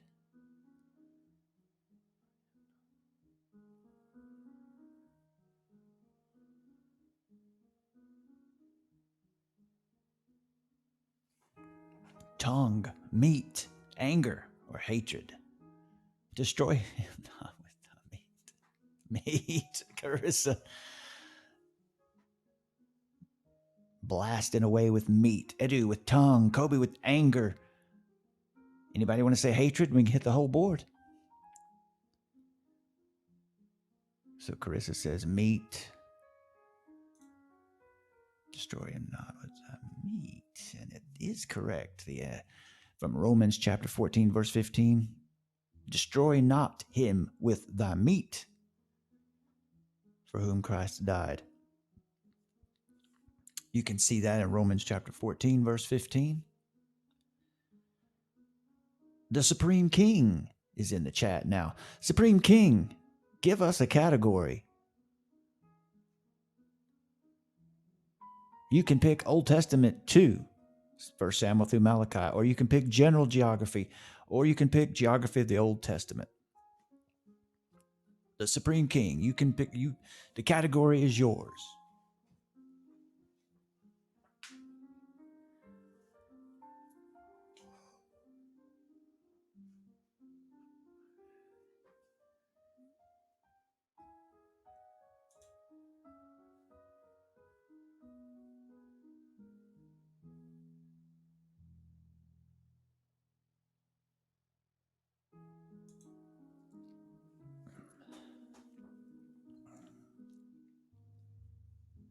Kobe says he was Josiah's grandfather, who was amongst the greatest of the Judah kings. Josiah, that is. Supreme King says, let's do geography, general geography. Well, Supreme King, we've if you see the black are the questions we've already answered. The ones we have left are in blue, and I'm just picking the amount because it's at this point we're just trying to figure out how to play this game from now on. So I'm just going from bottom up. So we'll go with general geography. It'll be for 800. Okay, what city did Joshua assign to Caleb? Kadesh Barnea, Gilgal, Ekron, or Hebron? What city did Joshua assign to Caleb?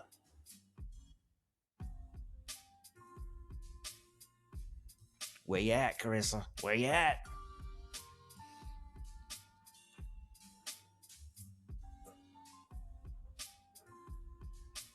Where you at, Edu?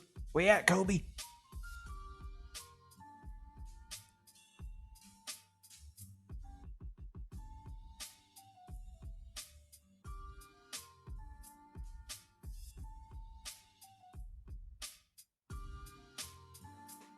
John McCrae, one of the fellas right off the bat with Hebron.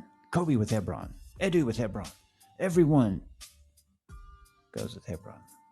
All right, guys, don't get it wrong. Don't get it wrong, guys. There we go. Joshua, from Joshua chapter 14, verse 13. What city did Joshua assign to Caleb?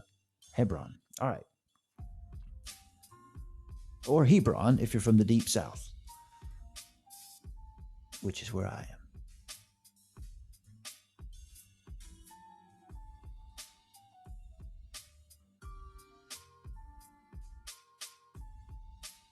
Natasha. Your category, Natasha.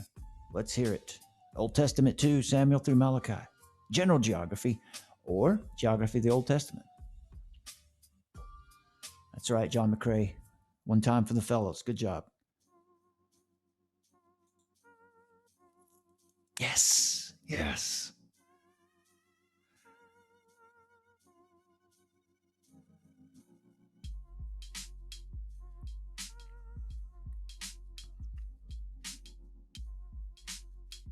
Natasha says, let's do Old Testament. Which one? Geography of the Old Testament 2. I'm going to assume that's it. Old Testament 2 for 1,000. Okay, here we go, folks. This is prophecy. This is prophecy. This is relevant prophecy. So let's get it right. In Daniel's vision of the goat and the ram, what kingdom did the goat represent? If you've been watching this channel, you better get this one right.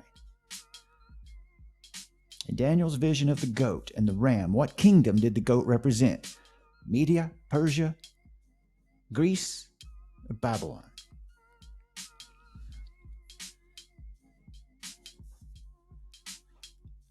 Kobe right off the box with Persia. Edu, Persia. Everyone says Persia.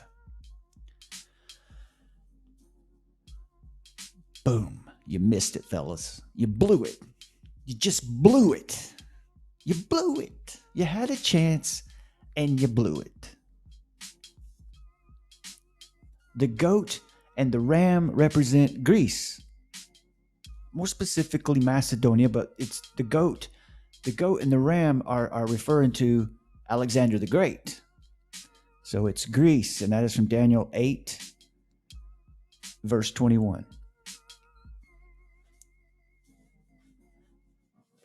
Good job, guys. Way to go.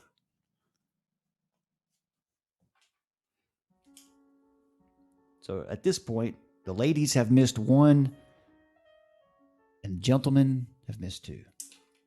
I think that's right. Free the Captives gives us a countdown. Carissa has got 12 correct answers. Natasha 5, Kobe 4, Free the Captives 2, Edu 1, and John 1. And that means answered first and got it correct, because we've had a lot of correct answers out there tonight. And the fellas have given us a lot of incorrect answers. Good job, guys. Good job. Hey, I'm telling you, quite a few of these I didn't know.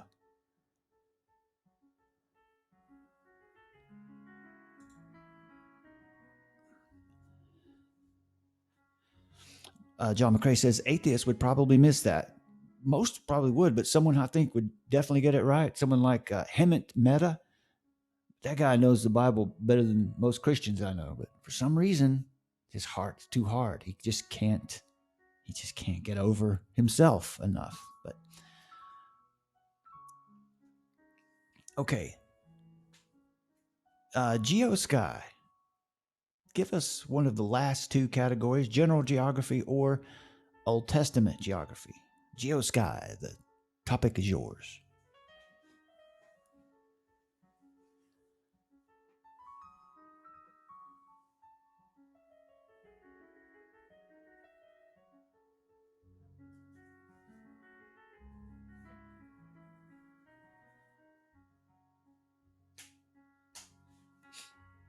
That's right, Edu. You do. You do need to go back and watch Brad from Carolina's Daniel Bible studies. The thing about those Bible studies, they're straight Bible studies that come from the it's the same interpretation of Old Testament prophecy that the reformers had. All right, Geosky says geography of the Old Testament, and it's for 600. Where were the Israelites punished while eating quail? Where were the Israelites punished while eating quail? Elon Bakuth, Kibroth Hata'ava, Be'er Lahairoi, Shekar Sahadutha, and I'm not saying them again. Where were the Israelites punished while eating quail? Edu offers Kabroth. Carissa agrees. John McCrae says no idea. That was actually my answer too.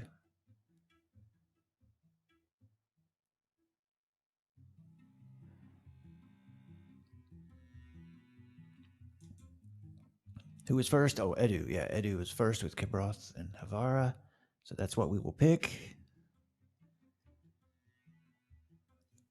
Attaboy, Edu. Attaboy. Good job. Okay, so in Numbers chapter 11, verses 33 and 34, where were the Israelites punished while eating quail? Kibroth and Hatava.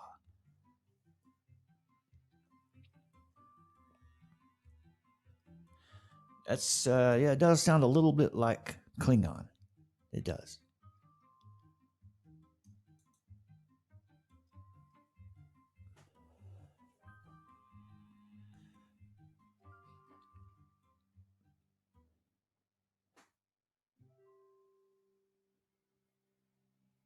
Kobe Brewster, give us a category, my man. You can pick general geography or geography of the Old Testament. That's all you got to choose from.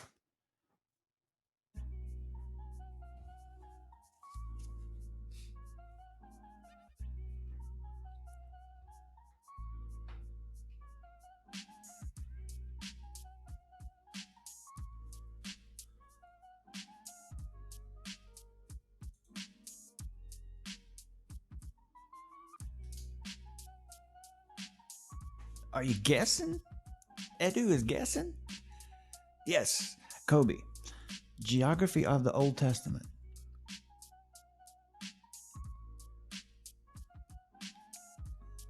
For 800.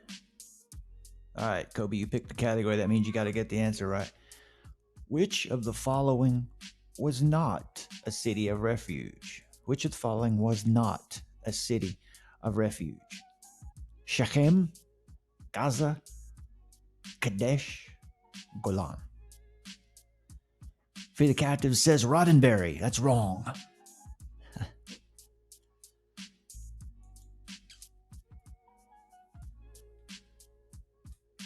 Which of the following was not a city of refuge?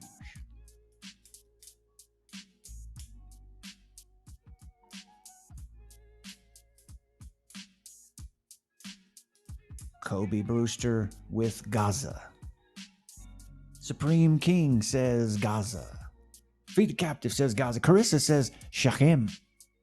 All right, so we've got some answers. John McCrae says Gaza. Is that Kobe first with Gaza?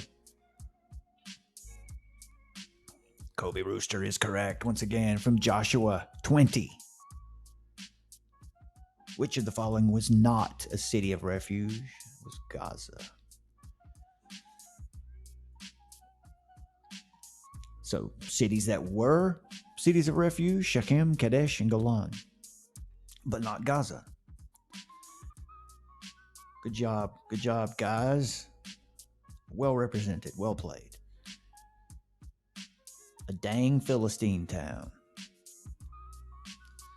Okay, we're down to general geography, geography Old Testament. We've got one in each. Free the Captives gives us the countdown. Carissa has 12 first correct answers. Natasha with 5, Kobe with 5, Free the Captives with 2, Edu with 2, John McCrae with 1. Okay.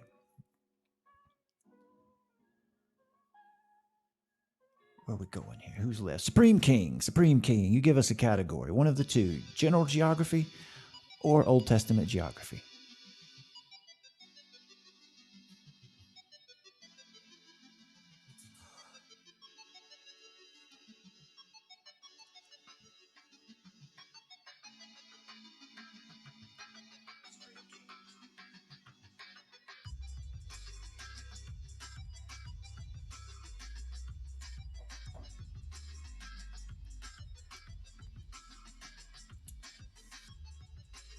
The Supreme King gets to choose the category.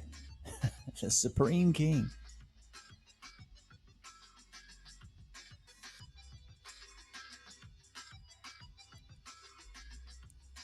Good night, Natasha. I just saw that you were saying good night. Good night. We're going to finish this up in 2 questions anyway, so it's good to see you in here again. Welcome, or good night, and hopefully we'll see you again. Supreme King says, let's go Old Testament geography. Old Testament geography it is.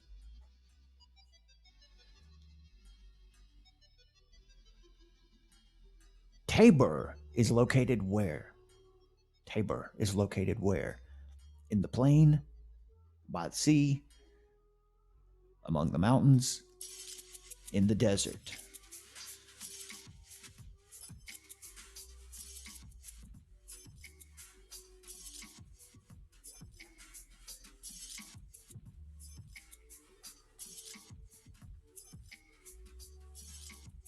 Where is Tabor located?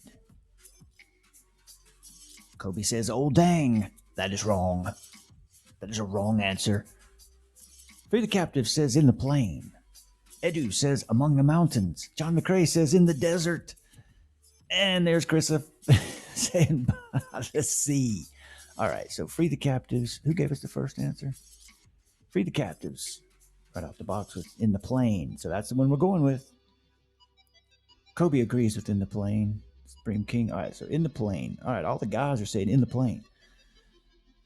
Or most of the guys. Let's see. Incorrect, gentlemen. Well done, sirs. Well done. Among the mountains. Who got it right? Edu. Edu.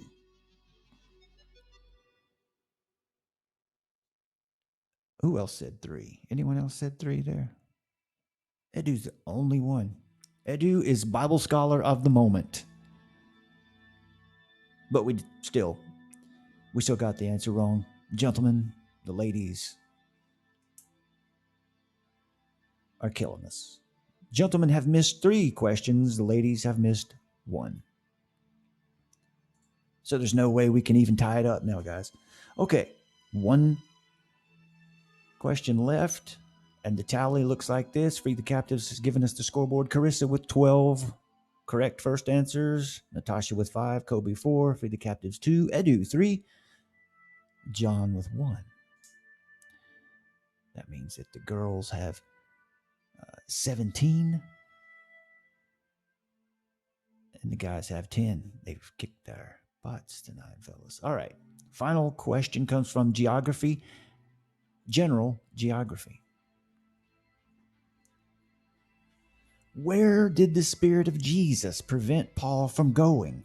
Where did the Spirit of Jesus prevent Paul from going? Was it Macedonia, Cyprus, Bithynia, Galatia? Where did the Spirit of Jesus prevent Paul from going? Macedonia, Cyprus, Bithynia, Galatia.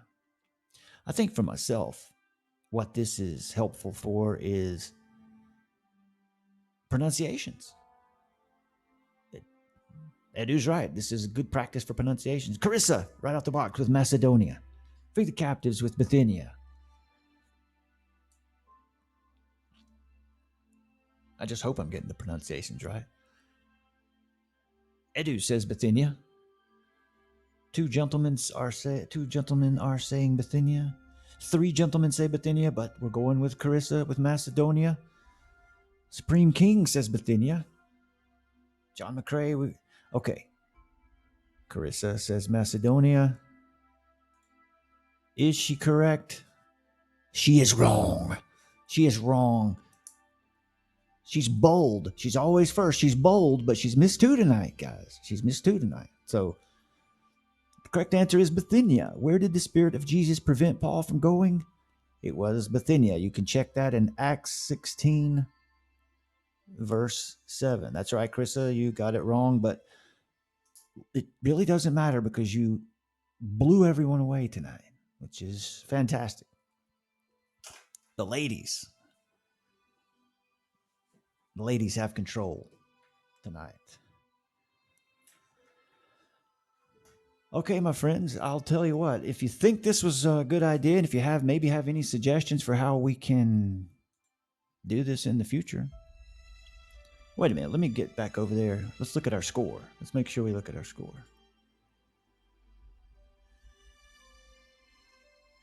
Score was, let me write that down. Our score tonight was 13,600. That's something we could shoot for next time.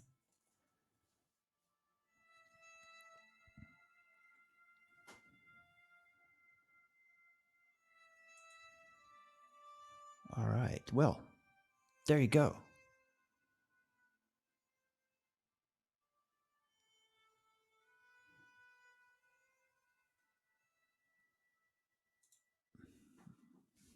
All right, my friends, I think that was fun. Let's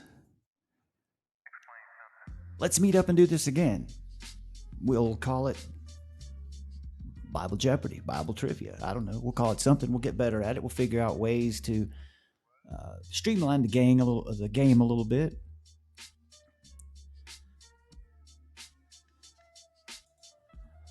All right, so let me just say to John McCrae, thanks for coming in. Supreme King, Camel Masso, Carissa, Seth the Saxon, Kobe Brewster, Brother Edu from Down Under. Who am I missing? Free the Captives. Geo Sky.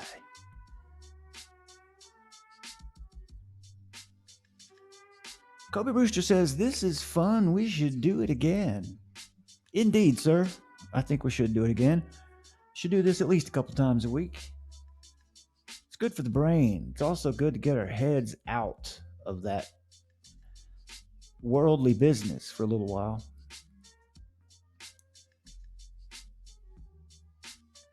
And definitely a big thanks to Free the Captives for keeping score tonight. I think that's awesome. That's how I guess things should be. As we do it together, we just figure out how to make it work. Okay, my friends, I will say God bless you all. And thank you for joining in. Anyone who might feel moved to support this ministry, first of all, prayers are always needed and much appreciated. Anyone who can and feels moved to donate can do so at paypal.me/Brad S. Ward. Thank you so far for the very kind, generous donations that you guys have made so far. You make it possible to be here and do this. And I appreciate it very much. So, God bless you, my friends. And we will see you next time right here. Same bat time. Oh, same bat channel.